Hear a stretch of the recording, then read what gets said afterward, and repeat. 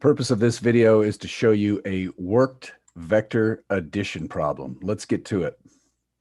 So here I have problem 3.5 from the workbook, and I just want to point some stuff out here. What's going to happen in this video is there's a person, Bob. Bob is going to walk this distance at this heading. That's a vector displacement. There's a distance and a direction. It's a vector, all right? Or a size and a direction. Okay, next, sorry, I'm just looking over here to keep my color straight. The next displacement is going to be this distance at that direction. Okay, and so we see that there's two displacements. Maybe just to keep track of them, I should label them. Let's call this one displacement A. So the first one I'm going to call A. Let me move this stuff and zoom a little bit. This next one is a second displacement. Let's call that displacement B, and that's also a vector. Sorry, my zoom controls are blocking me a bit. Clean up this first one. So we've got two vectors, A and B. Next, we see something interesting. Bob is walking an unknown distance and direction. Now, as a result, if Bob's final position is 5 meters due east of his initial position. Now, this one sounds a little bit weird. It's phrased differently, but essentially it's a distance from the starting point and a direction, right? There's a distance right here and a direction. So that is a different way of describing a displacement vector. Essentially, Bob's final displacement from the origin is going to be 5 due east. So we see, let's call this one, since that's the result, we'll call that R, the resultant vector. And in this problem, we're supposed to, sorry about that. We're supposed to determine the third leg of the trip. We're supposed to figure out this displacement C. Before we get too far ahead of ourselves, I want to write down the vector equation that describes this. We have A, the first vector, then we're going to add to that B, the second vector, then we're going to add to that C, the third vector. We don't know what it is, but we do know the cumulative effect of Bob using each of those three displacements is to end up at his resultant position. So sometimes you'll see this problem written out like A plus B plus C equals R, where A, B, and C are all vectors, and the result is also a vector. This is vector addition. Now, we could use our standard math tools just like you would use for addition and subtraction. We could rearrange this equation right here, this A plus B plus C equals R equation. We could rearrange that to solve for C. And so before I even bother wasting my time figuring out the vectors, let's do that. So C should equal, well, it looks like it will be, you could write this in a number of different ways. It'll start as the result, but then we need to, then we need to subtract off, what is it, A and B. So we'll have to subtract off A. When you bring A to the other side, it becomes negative, right? And we got to subtract off B. So sometimes I'll call these crab problems because obvious reasons there. So cool. This is the math. At this point, what do we need to do to get the answer? Well, we know these vectors A, B, and R. So I think we know this vector A, we know this vector B, and we know this vector R. So if we could plug those into here, great. The issue is they're in mixed forms, and it's very difficult, at least at this point in your career, to add these when they've got angles like this. So what I want to do is change Cartesian form, meaning I hat, J hat, etc. So to do that, let's be clear in this case, this is I hat. Unless otherwise specified, we usually assume I hat means east, okay? Sometimes that will not be the case in a three-dimensional problem. And then over here, this is J hat, and that's going to be north. Okay, unless otherwise specified, that will be true. If you're looking for an exception to that, there's one on problem. Give me a second. Oh my gosh, where is it? Somewhere. 3.12 in the workbook shows you an exception to that. All right, so that said, let's try and first sketch out what these vectors look like and get the components. One of the trickier parts for students when they're starting, if it's been a while, you might forget how the south of east versus east of south works. So let's try and draw this one. I'm going to draw A here, a mini version of A. And I recommend you do this too. You just draw it. So south of east, that means you start at east and you go 60 degrees south of it. I'm just eyeballing it here. I'm trying to make sure it looks kind of okay. So we'll say that's 60 degrees south of east. So you start at east and go south from it. And we know that this is 20 meters. I'm going to be lazy with the sig figs just because zoom. All right. Next, I'm going to get a feeling for B. Whoops. Let's get B drawn up here.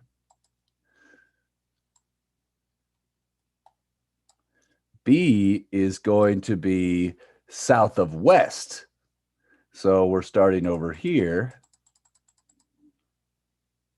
That's west. And we're going to go 30 degrees, so a small angle. And when you're drawing these things, basically, if it's 45 degrees, draw it at 45. If it's less than 45, draw it at less than, that kind of thing. And notice I'm trying to draw B slightly longer than the other one because it is slightly longer in the problem statement. So when you sketch these things, you don't have to be perfect, but you should try to be approximately correct just to give you a better feeling. B is the bigger vector. It makes sense to draw it bigger. B has a smaller angle. It should be closer to the horizontal. Those little things add up over time if you don't do them. Okay. Now from here, you might remember what to do. Essentially, this side would be BX. This side would be BY. And you could get those using SOHCAHTOA. All right. Now, because it takes me so long to write these things on Zoom, what I did, I would like you to just look at the solutions with me for a second. So let me clear my annotations. Even though we did a lot of work, you can always come back and look at it. Whoops. Let me do that really quick. All right. And let's go over here and look at the solutions really quick. So I've drawn these vectors out here. And obviously I drew R as well. So I'm looking right here. Whoops, sorry. I'm looking at this section of the page here. I did exactly the same thing in my solutions, but I drew them out better. And what I did is I figured out this side. I figured out the various sides of these things. So let me just explain what I did here. Oh, come on. Zoom drives me crazy sometimes. All right, let's get this out of here. Let me make this a little bit bigger so I can annotate. So let's just look at vector A. So how did I get this 10 meters here, the horizontal? All right. So let's say this is A sub X. That's going to equal 20 cosine of 60 degrees. Now, again, I'm being a little bit lazy here. Technically, this should have 3 sig figs. That's what this underline is for, 3 sig figs, and it should have units, etc. So just, again, sorry, zoom. And then A sub Y, how did I get that? That was 20 sine of 60. Okay. Now, some of you might be saying, should it be negative? Absolutely. The thing is, in this picture, again, what I'm doing is I'm looking at this arrow right here. And in this case, this arrowhead that I'm drawing right here is the negative sign. So the size of it is 17.32 meters with 3 sig figs, and the direction is negative as indicated by the arrowhead. So A sub y is going to be a negative number. All right. Now, let me, let me clear my drawings. Similarly, let's go down here to this one. In this case, let's get a blue pen. This is bx. Notice it's negative because of it going to the left. By is negative because it's going downwards. All right. And this one, it looks like this angle's 30. So this one would be 30 meters cosine of 30 degrees. Okay. And again, on the intermediate steps, I'm being lazy with sig figs and units. This one ends up having 3 sig figs. Before we go too much further, sometimes in a problem, this angle will be labeled, not that angle. If the angles are switched, that's going to switch your trig functions. So if I do an angle to the horizontal, the x component gets cosine. If there's an angle to the vertical, if you do SOHCAHTOA and follow it through, the x component would get sine. That's one of the things you have to watch out for. So if I had described this angle as 60 degrees west of south, that would be this degree. Another way you could write it is b sub x is equal to 30 degrees sine of 60. So both of those are equally valid ways to get the number right. But I just want to point out sometimes the x component gets sine if you use the angle to the vertical. Enough said on that. Oops. Let's clear those out. Let's go over and look at how these numbers turn out. So now when I write A and B, you'll notice that I did include the minus signs over on this side of the page. Okay, so here's A. And remember, A had a downwards j hat component, so it gets a minus sign from the negative arrowhead. B was going to the left and down, so it gets minus signs on both of them. Okay. Now, the resultant, sometimes people get tripped up by this because there's no angle. Remember, the resultant right here, it was 5 meters due east. There's not much to think about there. It's just, you don't have to do any SOHCAHTOA. You just have to read and think, oh, wait, if it's going due east or due north, I don't need to do SOHCAHTOA. I just need to figure out whether it's I hat or J hat and whether it's plus or minus. In this case, 5 east is 5 in the positive I hat. So that's getting all of your vectors put together, okay? All right. And so just so you can see that all, oops, let me get rid of this for a second, make this bigger. So hopefully if I make this just a little bit smaller, you can see all of that together now. So at this point, this is our summary up to now.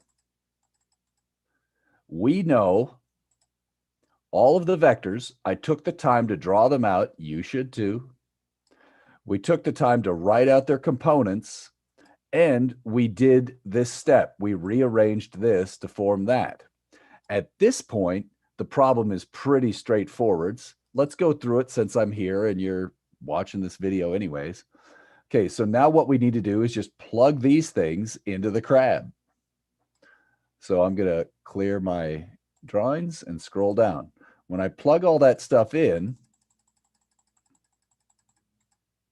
oops, let's do it one step at a time. Let's not skip to the answer. It's going to look like, oh, if I get it here, you can see it all on the page. So again, here's A. I take that and I shove it in right there. Here's B. I shove that in right there. And we can't forget R was sitting way out in front. I stick it in there. All that is just the crab that we talked about earlier. At this point, what do? You take the I hats and you put the I hats together.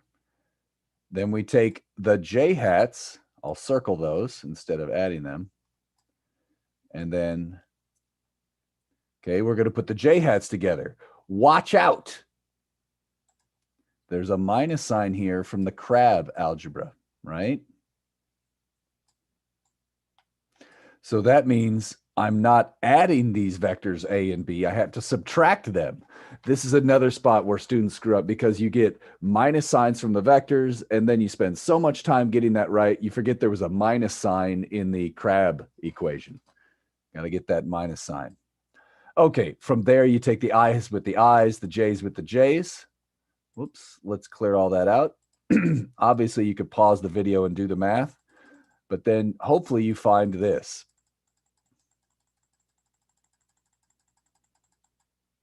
All right. In this case, we get the I hat parts add up to here. So that's from this, this, and this, and remembering that minus sign. The j hat parts from this, this, and this, and remembering that minus sign gives us this one. If you do, the next thing I do is immediately draw it. So rather than try and do everything in my head, I like to draw this thing and get a feeling for it. Why? Because sometimes that gives you an idea if you made a mistake. All right. You could see which component do I think should be bigger? More on that in just a second. We're going to do many pictures in a second. So in this case, okay, great. We've got, I could get the X component here and the, let's see, this was the Y component. And I think I was using pink for the X component. And then what I could do is I could use inverse tangent, SOHCAHTOA, to get the angle.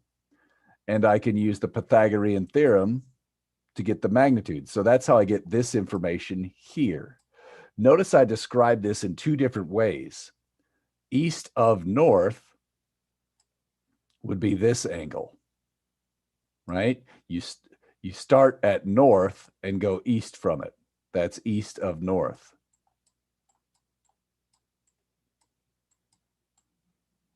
Or you could go north of east. That's starting at east and going north.